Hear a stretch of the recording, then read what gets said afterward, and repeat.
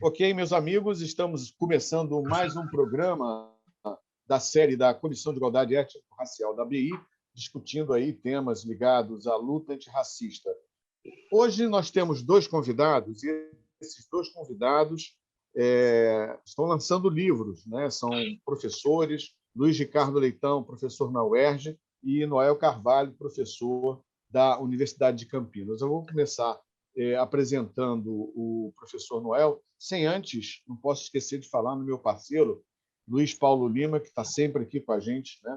Trazendo também o seu detalhe, o seu detalhamento, o seu conhecimento. Tudo bem, Luiz? Mais uma vez, estamos juntos aí, né? Estamos juntos, vamos lá. Acho que vai ser uma boa conversa sobre cultura nesse país, nesse momento, principalmente. Bom, Noel de Carvalho é professor. Noel de Carvalho, acho que eu errei, né? Noel Carvalho, né, Noel? Desculpe. Noel dos Santos Carvalho. Noel dos Santos Carvalho. Noel dos Santos Carvalho, pronto. Professor da Unicamp, está lançando agora o livro Cinema Negro Brasileiro. Professor do Departamento de Multimeios e Mídia e Comunicação e do Programa de Pós-Graduação em Multimeios, Unicamp, é pesquisador associado de um centro de estudos na França e também é da Universidade de Paris, né? Sorbonne, né? É a Sorbonne 4, né? Lá tem 1, 2, 3, 4, 5. Eu já nem sei mais quantas Sorbonnes são. Graduado em Ciências Sociais pela USP, mestre em Multimeios pela Unicamp e doutor em Sociologia pela USP. Fez pós-doutorado em Artes também na Unicamp e investiga os temas cinema e cultura brasileira, o negro e o cinema brasileiro, cinema e política, produção, inovação e mercado cinematográfico. Aqui, esse é um pouquinho, né, um resumo da vida acadêmica e profissional do professor Noel Carvalho. Seja bem-vindo, professor. Muito obrigado. Obrigado, Marcos. É um prazer. Ok. Deixa eu apresentar também. Esse é um conhecido de longa data, né? Já esteve aqui nos canais da ABI. Luiz Ricardo Leitão é escritor e professor associado da UERJ, licenciado em Letras pela UFRJ e doutor em Estudos Literários pela Universidade de Havana. Possui textos publicados em diversas revistas e jornais do Brasil e também do exterior. É autor ainda de vários livros na área cultural, entre os quais se destacam Noel Rosa, Poeta da Vila, Cronista do Brasil, e Lima Barreto, o Rebelde Imprescindível. Aliás, novembro, a ABI, nós todos aqui estamos lembrando, né, fazendo homenagem também ao centenário de Lima Barreto, ao centenário, vamos lembrar sempre, ao centenário da morte desse grande escritor Lima Barreto, que era frequentador da biblioteca da ABI, da nossa Associação Brasileira de Imprensa. Professor Luiz Ricardo Leitão, atualmente é supervisor editorial do Acervo Universitário do Samba, projeto de pesquisa da UERJ, e registra em livro e CD a vida e a obra de compositores e personalidades do samba e do carnaval carioca, para o qual já escreveu 4 biografias. Aloysio Machado, sambista de fato, rebelde por direito, e Zé Catimba, antes de tudo, um forte. Além de sua última obra, Rosa Magalhães, a Moça Prosa da Avenida, né? Esse trabalho também. E tem mais um, ele é inesgotável, Tiãozinho da Mocidade e os Bambas de Padre Miguel. Ufa! Tudo bem, Luiz? Seja bem-vindo. Tudo bem, muito obrigado pelo convite. E cá entre nós, uma saudação efusiva a essa diretoria de igualdade étnico-racial da ABI, que, pelo visto, está fazendo jus à presença de Lima Barreto em seus salões, em sua biblioteca. Oxalá esse centenário seja a senha para a ampliação dessa iniciativa, que não será um exército de Brancaleone, será um exército de Negroni. Tá bom? Isso aí. Muito bom. Muito obrigado, professor. Acho que o Lima Barreto, Antonieta de Barros, Gustavo de Lacerda, Luiz Gama, todos eles, tudo que a gente puder fazer para lembrá-los diariamente, a cada minuto, vai ser muito pouco, né? Pela grandiosidade da obra de cada um. Luiz, eu vou passar para você fazer a primeira pergunta. sempre respeitando os mais velhos, né? Vamos lá, Luiz. E a gente obedece, claro. Ninguém vai discutir isso, né? Não tem o menor problema. Eu acho que aqui, hoje é um dia muito especial. Nós estamos junto aqui com duas pessoas que, de fato, a gente pode conversar sobre cultura, né? Cultura é estrutural na vida de uma pessoa, de um grupo social, enfim. E tratando de dois temas que eu acho que são muito interessantes. Um é o samba. Eu queria, logo de passagem, dizer que eu li esse último livro, aí fala pouco de São Paulo, né? E São Paulo, já vou direto ao ponto, porque eu acho que você tem resposta para isso tranquilamente. Né? A gente vem lutando para tirar aquela máxima do São Paulo Outubro do Samba, mas a gente vem mostrando muita coisa interessante sobre o samba. Esse gênero que ele atravessa de diferentes formas o Brasil, né? Na Bahia, mesmo até em Belém, Rondônia, você vai encontrar formas diferenciadas ou na maneira de dançar, de compor, enfim, é uma coisa assim bem interessante. Eu fiz uma trilogia chamada Outros Carnavais, falando justamente do samba de São Paulo. Começou com o samba de São Paulo, depois eu fiz o Rio e fiz o Rio Grande do Sul. Esses últimos dois ainda está incompleto, que acabou o dinheiro, e a gente sempre esbarra nessas situações, se vai adiando um pouco as questões. Mas eu queria que vocês dois fizessem uma introdução sobre a importância, né, do samba como gênero, mas o que representa o samba hoje para pensar o Brasil, porque eu acho que é isso que se trata nesses livros que você tem escrito, essa coisa da sociedade, essa coisa do território, essa coisa também dessa coisa do nacional e do popular. Eu acho que tem tudo isso. E o Noel contextualizar isso falando do cinema, da importância do cinema, e principalmente do recorte, né, etno-racial ou recorte racial da história do cinema brasileiro, que a gente sabe que teve mudanças significativas no entendimento e na percepção depois no século XX, né, já. E eu queria que você comentasse, vocês dois contextualizassem. Começar com a primeira pergunta assim: como contextualizar essas duas situações com a produção de conhecimento que vocês fazem e produzem na universidade? Ok. Vamos começar com o Luiz Ricardo? Pode ser? Pode ser, à vontade. Vamos lá. Bom, antes de mais nada, eu devo deixar claro que meu projeto está vinculado à Universidade do Estado do Rio de Janeiro, a UERJ, que é a pioneira na adoção do sistema de cotas no Brasil. Sim. E possui já há um bom tempo 45% dos seus estudantes de graduação cotistas. O que mudou o perfil da universidade, criou impasses, criou problemas metodológicos, acadêmicos e de outra natureza, mas nos impeliu a perceber que essa diversidade é a razão de ser da própria universidade, porque, afinal de contas, é a população do Estado do Rio de Janeiro que subsidia a nossa pesquisa, nossa atividade de magistério, nossa atividade de extensão. São eles.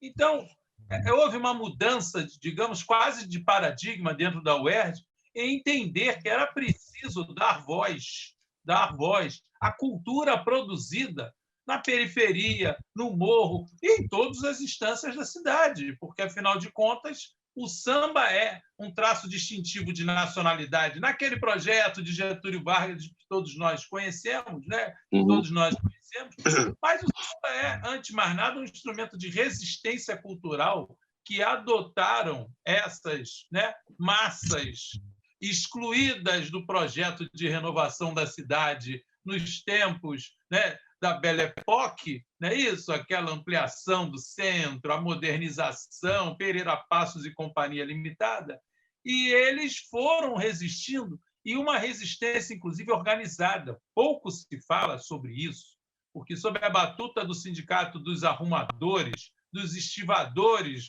do Cais do Porto, por exemplo, se articularam frentes de defesa da matriz afro-brasileira cultural, de defesa dos direitos dos espoliados, porque foi uma farsa. A abolição da escravatura não criou condições de essas massas, né, até então escravizadas, ingressarem no tão decantado mercado. O mercado excluía essas, né, milhões de pessoas, né, os bestializados que não tinham acesso aos bens de consumo.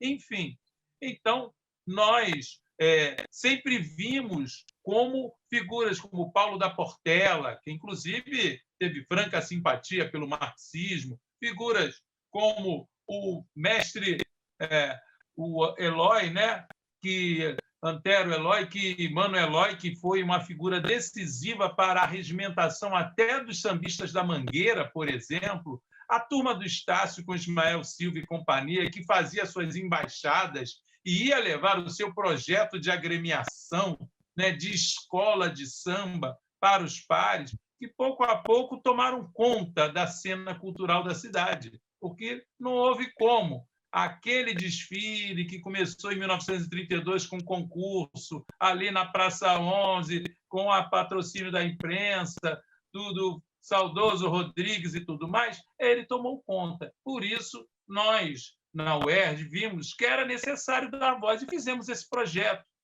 que criou as biografias e que, somado ao biógrafo do Noca, que já tinha feito um livro importantíssimo chamado Samba, Cultura e Sociedade, privilegiando a questão cultural e a questão social, né, que são dois temas da Primeira República muito graves, mas agora, com a nova conjuntura, essa conjuntura recente do Brasil, né, esse Brasil que é da Casa Grande, mas que também é de fuzil e granada, com essa nova conjuntura, nós vimos que a questão democrática iria ganhar um relevo.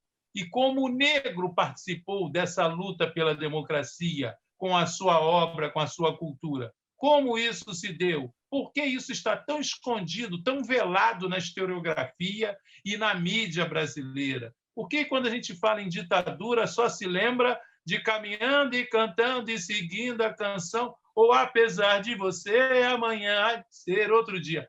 Parabéns para o saudoso, né, movimento tropicalista, parabéns para todos como Geraldo Vandré e Chico Buarque, que deram voz ao sentimento antiditadura, mas o samba estava lá. O samba estava lá com a noitada de samba, com a Luísio Machado. Os direitos humanos são iguais, mas existem as classes sociais. Ali, cantando, resistindo, Noca da Portela, o hino da virada. Vamos lá, rapaziada, está na hora da virada. Vamos dar o troco, não é isso? Todas essas músicas que embalaram a nossa luta pela democracia durante a ditadura e que muitos não recordam e que muitos não associam. Podem cantar a música, mas não ligam a canção ao Noca da Portela e Gilper, não ligam a canção ao Aloysio Machado. Então, nosso trabalho é mostrar como eles também estavam nessa trincheira, que essa é uma trincheira que continua ativa, e o Carnaval continua sendo uma trincheira de resistência, ao menos aqui no Rio de Janeiro, porque a gente vê esse grande divã do desfile, como o Carnaval, o desfile da escola de samba, incomoda o poder, fazendo sátiras, cantando a história que a gente, né, para ninar gente grande, como fez a Mangueira, contando, mostrando na sua narrativa visual as laranjas da política da República de Brusundanga, mostrando todo esse processo esquizofrênico por que o país passa. Em suma, colocando o Brasil no divã. O desfile das escolas de samba no Rio de Janeiro tem colocado o Brasil no divã e tem resgatado temas da afro-brasilidade. Tem resgatado figuras como Exu no Carnaval da Campeã, desmistificando, né, tirando todas as versões absolutamente caricaturais que se tem de Exu, pela antipatia, pela aversão, pela hostilidade que a cultura branca do agronegócio, do sertanojo, possui por essa matriz. Então, essa batalha está sendo travada permanentemente.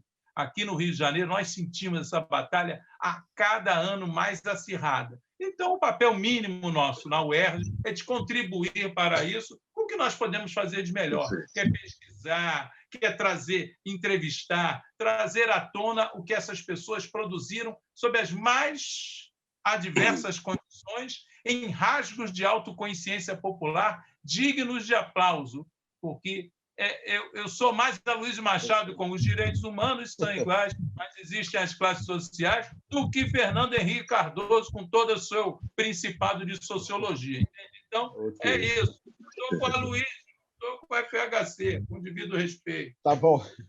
Beleza. Vamos passar para o professor Noel. Está aí, professor. Vamos lá. Boa tarde, então. Boa tarde novamente a Luiz Paulo, Marcos, Luiz Ricardo. Eu já esqueci a sua pergunta, Luiz Paulo, mas vamos lá. Não, é para contextualizar o cinema no contexto da cultura. Como é que você enxerga o audiovisual e o recorte que você faz dentro do audiovisual na questão da cultura? Deixa eu falar alguma... Tá, eu vou fazer isso, mas antes eu vou subverter um pouco, eu vou falar um pouco, porque me instigou um pouco a fala do Luiz Ricardo, assim, porque, de fato, a UERJ é um ativo na cultura brasileira e para nós, negros, né, na universidade, porque ela foi a primeira universidade a adotar o sistema de cotas e tornou-se uma referência para os universitários. Na Unicamp, quando nós fomos pensar no sistema de cotas, a Unicamp adotou o sistema de cotas há 3 anos atrás, 2018, 2019, talvez. E aí fizemos essa passagem. A UERJ era uma referência e é uma referência, e você veja pela fala do Luiz também a importância da presença negra e popular na universidade, né? Porque isso reconfigurou as pesquisas, né?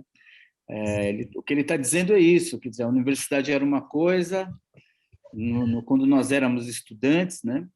E tornou-se outra agora com pesquisador. Então, é um privilégio, realmente, se tornar pesquisador. Eu vivi isso num período curto ainda, né, de 3 anos, você entrar numa sala e ver pessoas como você, como eu, né? Porque eu estava muito acostumado com a alteridade, mas agora passei a ver pessoas parecidas comigo, e especialmente algo que me atrai muito, que eu gosto, que eu acho que é um ativo também do Brasil, que é a mistura, né? O convívio, isso que a gente estava falando agora, quer dizer, não se trata só de negros, de brancos, se trata de uma ação antirracista. E a presença negra é o que acaba, digamos, carimbando o antirracismo, né? Porque não há antirracismo se não há convívio com negros, indígenas e outras diferenças, né? Outras alteridades. Então, parabéns ao UERJ, parabéns ao Rio de Janeiro. E a outra coisa que eu queria fazer o corte é o negócio do samba, porque eu gosto muito de cinema, mas eu sempre fui muito inspirado em 2 ritmos que parecem contraditórios, mas não são, que é o samba e o rock and roll, né? O rock and roll porque eu sou paulistano, então não tem como fugir disso. E o samba porque eu sou brasileiro, quer dizer, está estruturante da nossa cultura e da nossa vida. E o primeiro filme, Luiz, você lembra bem, eu fiz um filme sobre um sambista, que é o Germano Matias. Isso, famoso. Famoso Germano. O primeiro filme que eu fiz é um documentário, a gente queria fazer um documentário sobre um cineasta de São Paulo, a gente queria fazer um documentário sobre São Paulo, né? Aquela coisa bairrista de São Paulo, de paulistano. Então, eu queria fazer uma coisa com cinema, e que traduzisse São Paulo, vamos dizer assim.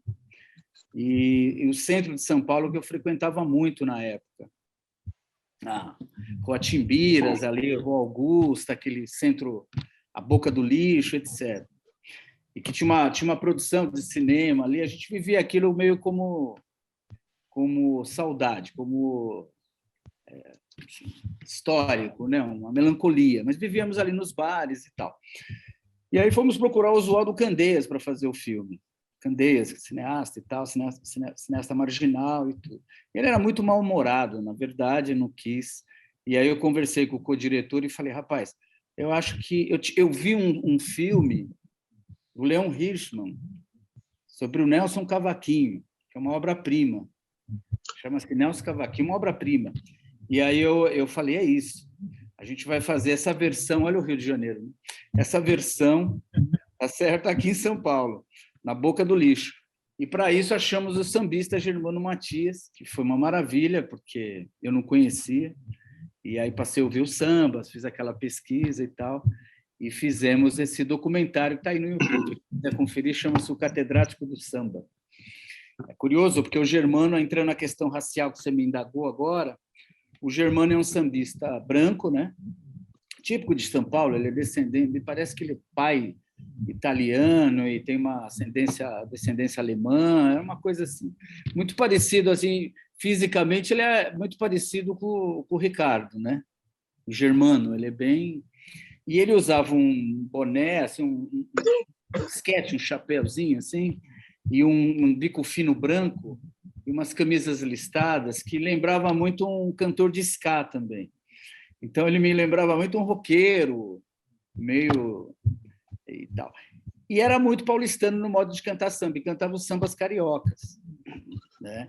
Então, ele é uma figura engraçadíssima, porque cantava, tudo bem, os sambas paulistanos, mas cantava também os sambas cariocas com aquele sotaque paulistano muito característico, com a latinha de graxa, né? E tal. Então, frigideira. Frigideira, a frigideira que ele usava, né? Então, foi assim que eu fiz um filme, pensando no samba, porque eu sempre estou pensando, estou ouvindo samba, né? Estou sempre ouvindo samba no carro, quando eu corro, estou ouvindo samba, e quando eu não estou ouvindo samba, eu estou ouvindo rock and roll, que para mim é mais ou menos a música pop popular, no sentido do popular, a música do povo, né? Nesse sentido. E aí tá aí Germano Matias, o catedrático do samba. Agora, a questão racial, eu acho que ela, no cinema, Luiz, ela aparece, para mim, nos anos 90, mais como uma ausência do que uma presença, né? Porque a gente ia fazer curso de cinema lá na ECA, ia ver filmes na Cinemateca, eu lembro de frequentar cursos bacanas, assim, de pesquisadores de cinema. E o sujeito passava lá, sei lá, filme assim, a moça, e não falava nada do negro, né? Não falava nada da escravidão de uma maneira mais crítica. Ou passava chanchadas, por exemplo, que tinha o Grande Otelo, e não falava da questão do Grande Otelo, da vida dele, etc. A gente mesmo tinha um equívoco em relação ao Grande Otelo, né? O pessoal do Dogma Feijoada, porque a gente nunca conseguiu... Foi depois, com a pesquisa mesmo, que a gente conseguiu ver um outro Grande Otelo, grande, né? No começo, a gente o via como estereótipo, que é uma tolice nossa, né? Era uma tolice, éramos jovens. Então, a gente viu o Grande Otelo mais como estereótipo do palhaço, mas não viu o ator dentro do palhaço, né?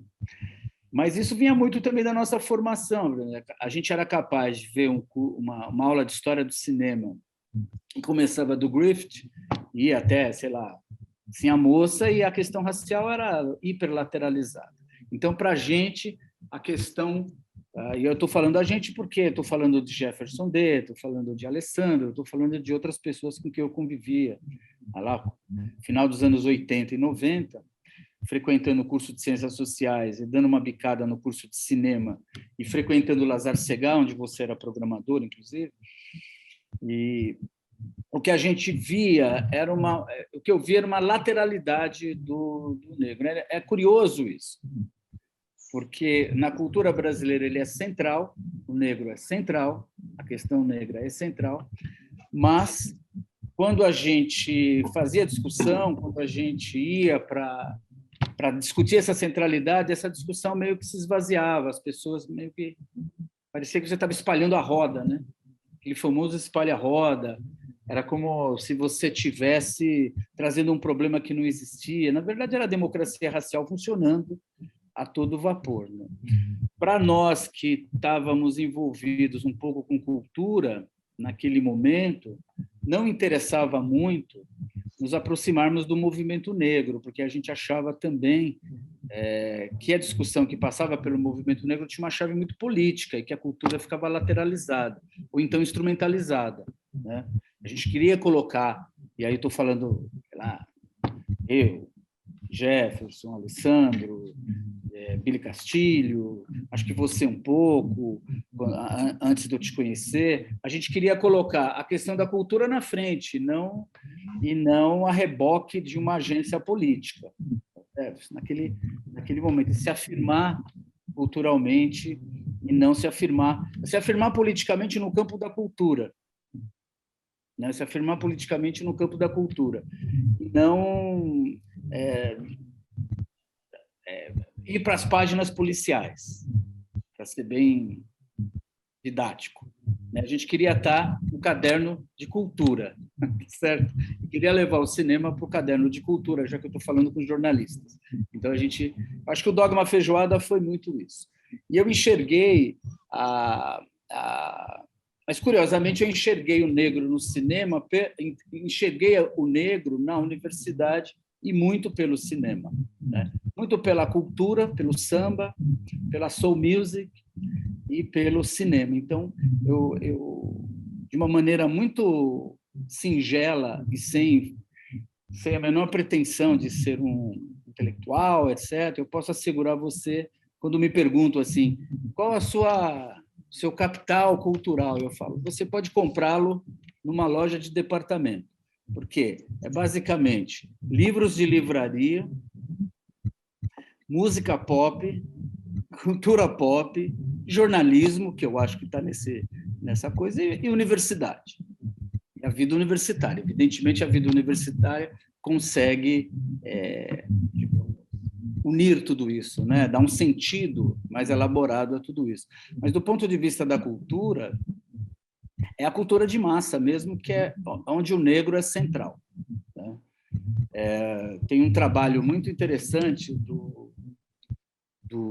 Stuart Hall, que acho que nós lemos, isso dando aula, acho que o Ricardo conhece, acho que todos conhecem, e ele fala alguma coisa logo de cara que eu acredito profundamente. Eu acho que a cultura negra tem um impacto enorme, mas ela teria um impacto menor, provavelmente, não fosse a indústria cultural onde ela é dominante, né? O samba, eu acho que é a expressão disso, mesmo que tenham, por todas as razões que tenham. Bom, 1/3 da fala do Ricardo é isso, né? Tá certo. Deixa eu fazer uma pergunta aqui para o professor Ricardo Leitão, mas antes, eu não posso deixar de fazer aqui uma homenagem a uma personalidade que já não está mais entre nós, é uma professora, mas que batalhou muito, né, para que a lei de cotas saísse do papel, né? A professora Nilceia, né? Nilceia Freire, que à época era reitora da UERJ. Se eu não estou enganado, né, Ricardo? Na época da implantação da lei de cotas, né? Sim, é verdade. E quem assinou a lei foi Garotinho. Acredite se quiser. Tá tudo bem. Pula essa página. Mas vamos lá. Tá bom.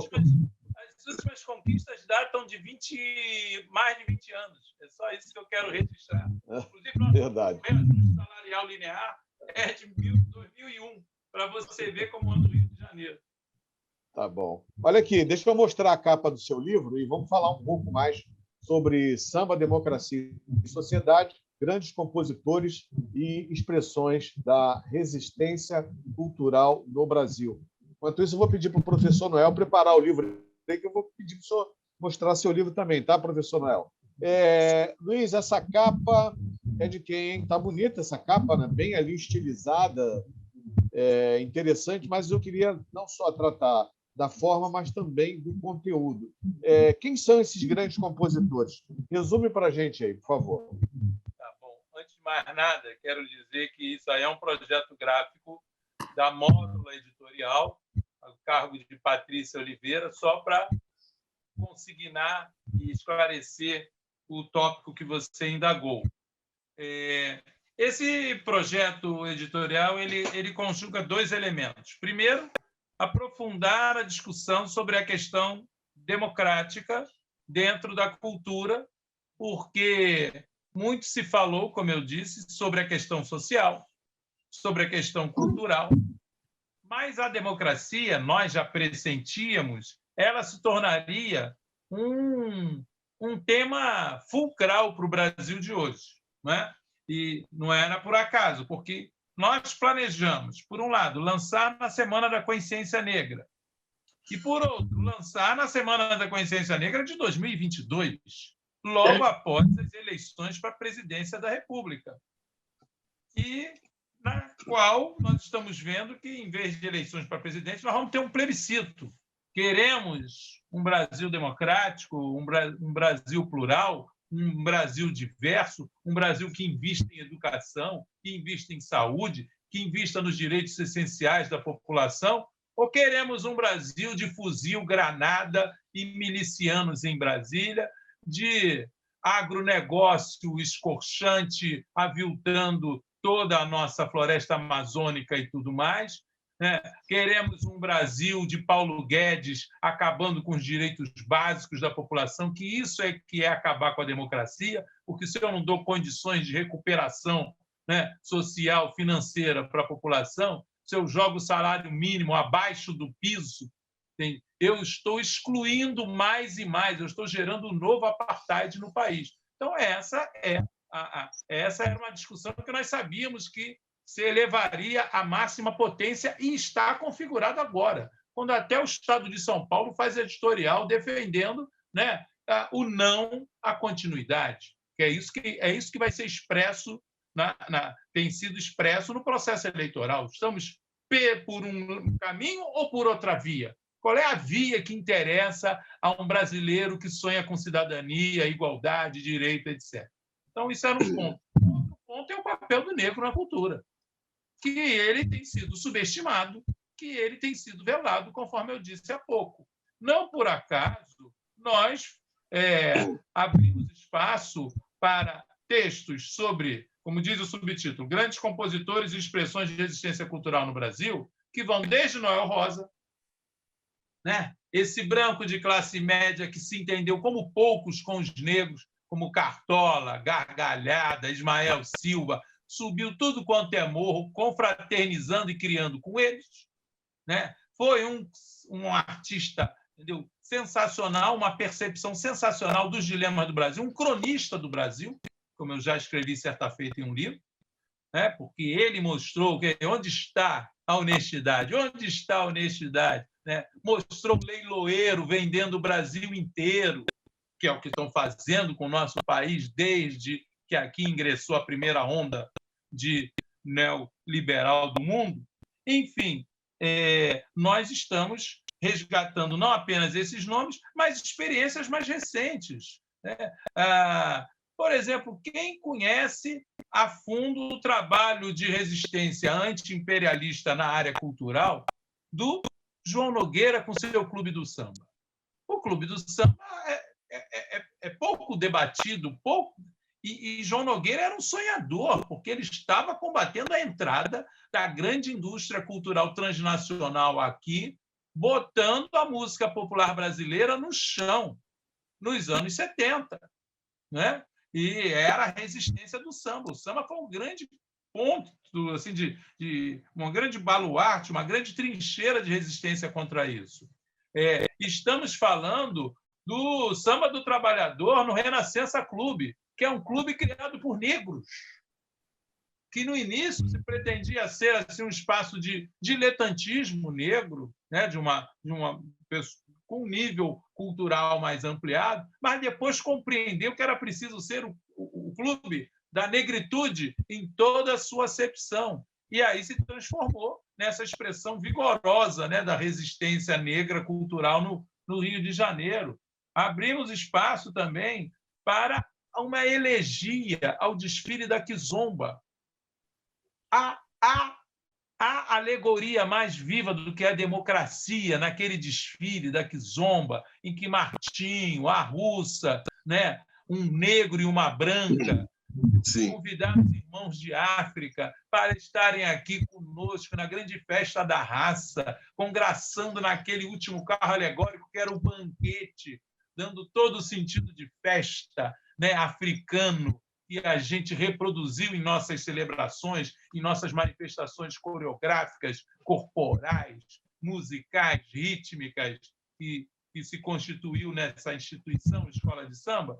Então, o documentário sobre esse processo, como isso se deu, como isso mobilizou uma comunidade, uma escola sem quadra, mas que, sem recursos, se articulou com um mote, com uma bandeira, com uma causa. E é isso que move as pessoas, entende? A gente tem de mover as pessoas as causas concretas que geram a resistência, porque é preciso sobreviver. E como é que eu sobrevivo? Eu me articulo com meus pares, eu articulo com os meus iguais para criar um movimento que foi a Kizomba, com uma coisa linda. Abrimos espaço para isso. Ainda fizemos uma brincadeira de colocar um samba de Carlos Nelson Coutinho e Leandro Conder. Vejam isso.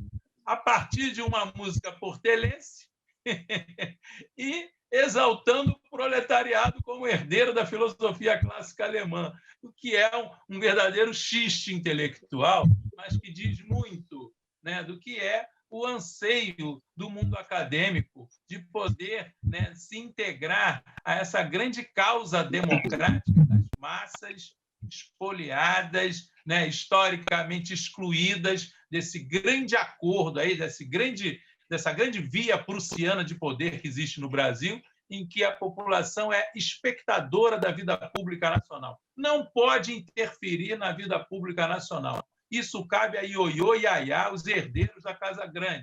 Entendeu? Os neocoronéis é que vão ditar os rumos do país. E nós achamos que não. E isso tem de ser afrontado. E a cultura popular, com muita galhardia, ao mesmo tempo com muito talento, com muita arte, com muito engenho e arte, como diria Luiz de Camões, ela logrou, e tem logrado, vamos usar esse termo composto que mostra a continuidade, ela tem logrado fazer isso. Então, essa foi a motivação do nosso trabalho, e não por acaso vai ser lançada agora, né, nesta Semana da Consciência Negra, entendeu? Com roda de samba com Noca da Portela, que completa 90 anos. Muito bom, muito bom. Isso é um exemplo, entende? 90 anos que tem, ainda lutando pela democracia, ainda lutando contra a opressão do negro e a opressão do povo humilde do Brasil, né? Junto com ele, e Aloysio Machado, Zé Catimba, que estão aí vivos, vivíssimos, que bom. Dando lição. Isso é muito bom. E, olha, eu tenho muito orgulho de estar com eles nesse processo, porque nós todos nos tornamos uma confraria, entende? É uma grande confraria aqui no Rio de Janeiro. Legal. Luiz, faz uma pergunta aí para o professor Noel. Ô, Noel. Eu vou pedir para o professor Noel, enquanto responde, vai mostrando o livro aí também. Isso. Esse livro, O Cinema Negro Brasileiro, eu li e aí identifiquei algumas coisas que eu acho que são importantes. Eu gostaria que você comentasse, inclusive está no seu editorial, né? Está no seu texto do editorial, que fala desde que o cinema surgiu no Brasil, o negro esteve presente, né? No cinema independente de 1950, depois do cinema novo dos anos 60. A história versava sobre personagens negros, né?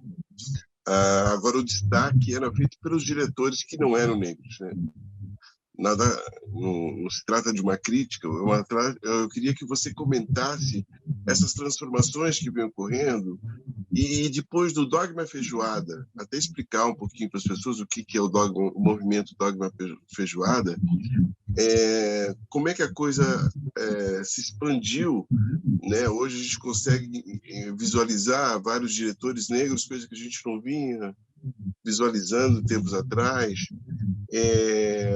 equipes capacitadas, né, trabalhando no set de filmagem. Eu estou vendo essa experiência agora, assim.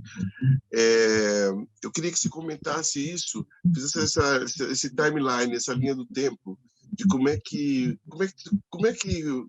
você construiu a narrativa para esse livro, para mostrar essas transformações, porque o livro, eu acho que o que traz de importância é justamente fazer as conexões das pontas, né? Estava tudo muito solto, e com esse livro eu acho que a gente consegue juntar essas pontas e fazer uma leitura melhor sobre cada fase, cada momento histórico, né? Inclusive com o depoimento de gente que participou nesse primeiro período do cinema, e que chamava o cinema independente, depois antes do cinema novo, a chanchada, enfim. Gostaria que você fizesse falasse um pouco disso, do que você escreveu nesse livro, coordenou, na verdade. Acho que um século e pouco aí de cinema, né? O cinema chega no final do XIX e tal. Ele se desenvolve no período do século XX, mas realmente a partir dos anos 30, 40 que você passa a ter um cinema de estúdio, Atlântida, Cinédia, Atlântida, Veracruz e por aí vai, até a eclosão do cinema novo, que é o momento do cinema moderno. Se a gente pegar o período aí dos anos 20, 30, você encontra a presença negra no cinema, especialmente porque, para mim, presença negra não é necessariamente a presença do diretor. A presença negra é a presença do negro na cultura. Quer dizer, então, se você tem uma representação, mesmo que dentro da imagem você tenha o sujeito ali branco, os atores brancos, mas se está tratando do samba, por exemplo, para mim a moldura é negra. A moldura cultural que está ali, digamos, enquadrando culturalmente aquele ambiente é negro, tá certo? Aí tem aspectos sociológicos que você poderia aprofundar, mas eu acho que não cabe aqui, porque efetivamente o cinema é um negócio também. Então, se o negro não está presente, eu preciso ir até esse lugar, porque ele não está presente. Normalmente isso tem a ver um pouco com as cadeias, com o modo como se produz filmes no Brasil. Mas você encontra negros no período mudo, cinema, e os pesquisadores fazem isso. O João Carlos Rodrigues, por exemplo, mostra isso, o João que está aí no Rio e tal.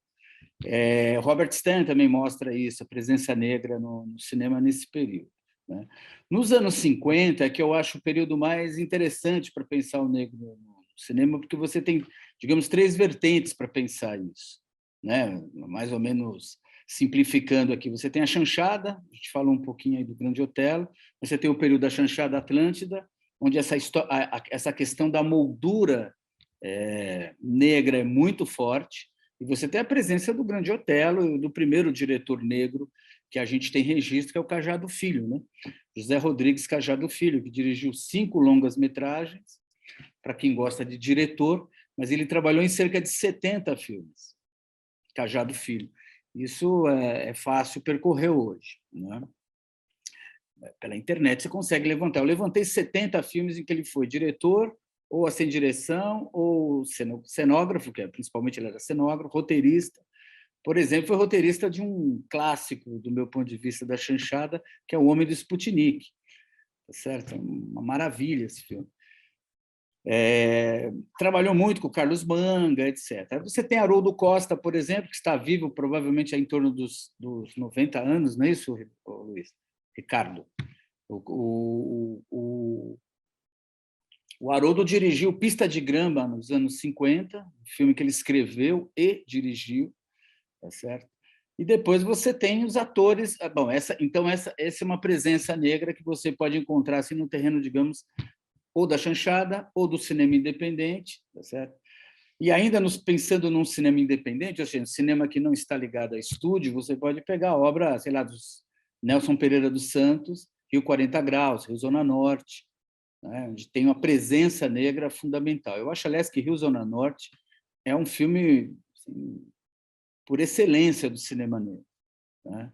Especialmente porque, talvez, falando aqui, especulando um pouco, culturalmente, ele é o primeiro filme em que você tem uma trajetória espiritual, o personagem, o espírito da luz, né? O personagem chama de espírito da luz, e toda a história do filme está amarrada na subjetividade, no sonho, no delírio, na verdade, na agonia, né? Desse personagem que é baseado em Zequete, a história do Zequete. Olha o samba aí, encontrando o negro, encontrando o cinema, né? Então, isso nos anos 50 é muito claro. E você tem, falei um pouco da Vera Cruz, aqui em São Paulo, onde você teve a presença de Ruth de Souza, fundamental, né? E um filme emblemático desse período, que é Sim, a Moça. Eu não vou entrar no mérito dos valores dos filmes ideológicos, porque todos eles têm as suas conotações ideológicas, né? As suas funções, inclusive, na economia da dominação, da sociedade, das classes, etc. Não é? Mesmo os filmes de esquerda, não esqueçamos disso. Mas são filmes que têm lado, e o negro está, digamos, construindo, a representação do negro está ali seguindo esses lados, né? Mas ela é forte, né? No Brasil, todas as vezes no cinema que se falou do povo, recorreu aos seus atores negros.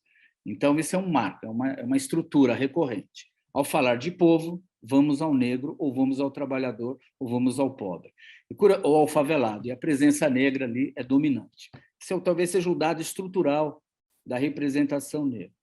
Isso muda bastante, Luiz, com o cinema novo. O cinema novo, eu considero o cinema novo, a bibliografia considera um momento da modernidade no cinema.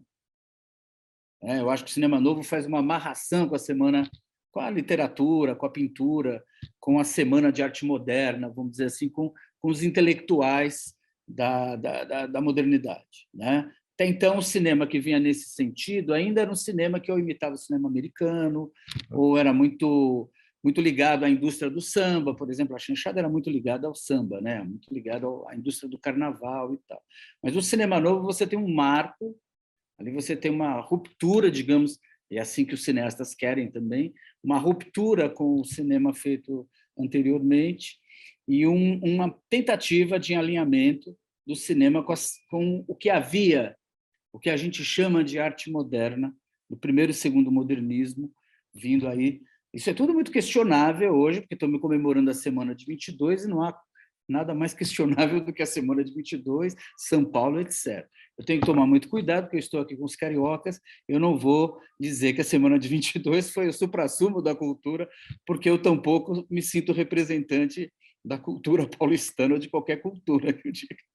Tá certo? Eu estou sempre pisando em ovos quando eu falo em cultura, sendo eu um homem negro muito cuidadoso desse tipo de coisa. Não quero me colocar, mas eu sou muito crítico em relação a isso. Mas, enfim, vamos tomar isso que, do ponto de vista do negro, para pegar a sua pergunta, é uma mudança completa.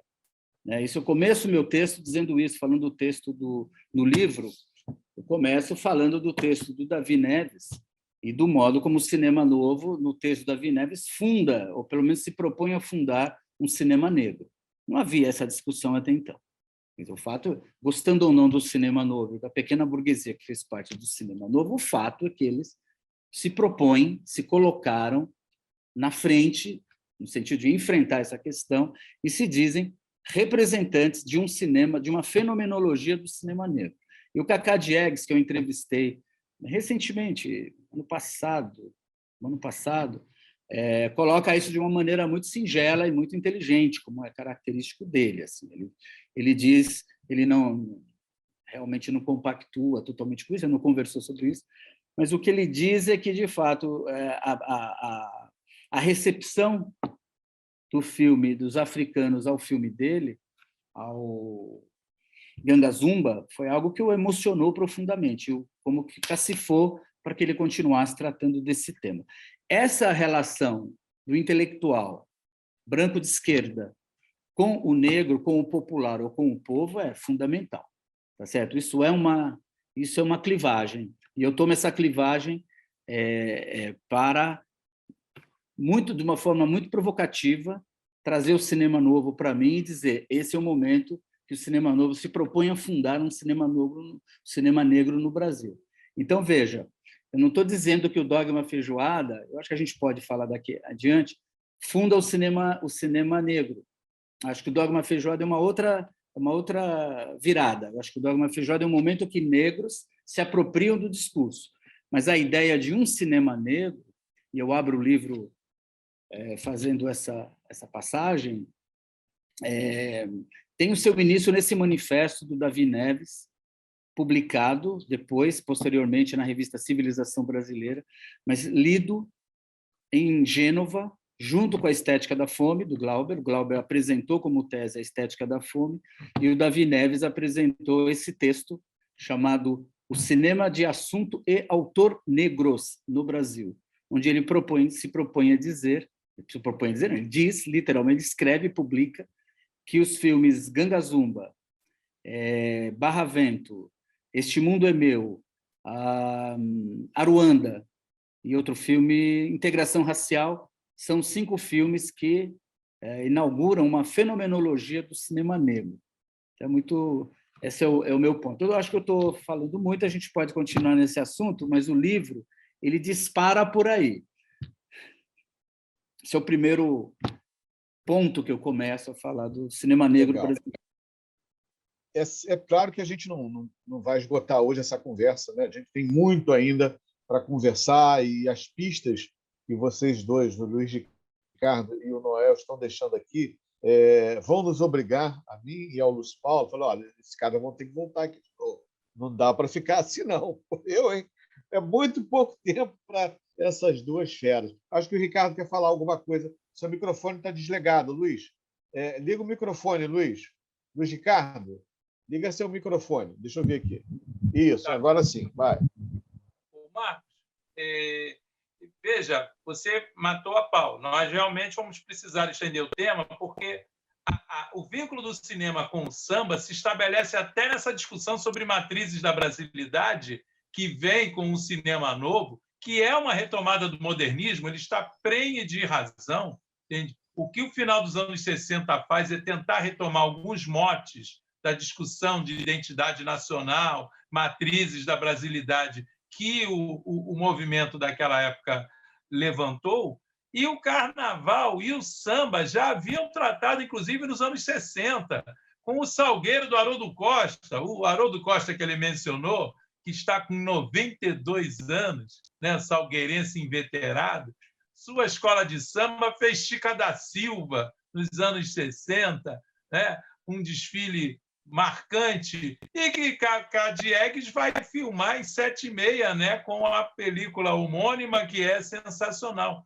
Por quê? Porque, de fato, também no meio do samba, a discussão sobre matrizes da brasilidade esteve muito forte com o Departamento Cultural da Imperatriz Leopoldinense e com o Salgueiro. Eles se preocuparam com isso. Vem cá, Brasil, deixa eu ler a sua mão, menino. Que grande destino reservaram para você. Fala, Martim Sererê. Lara, lara, lauê. Olha o Zé Catimba aí, a Imperatriz, em 1971, né? Com o 72, com o Martim Sererê, tema de novela.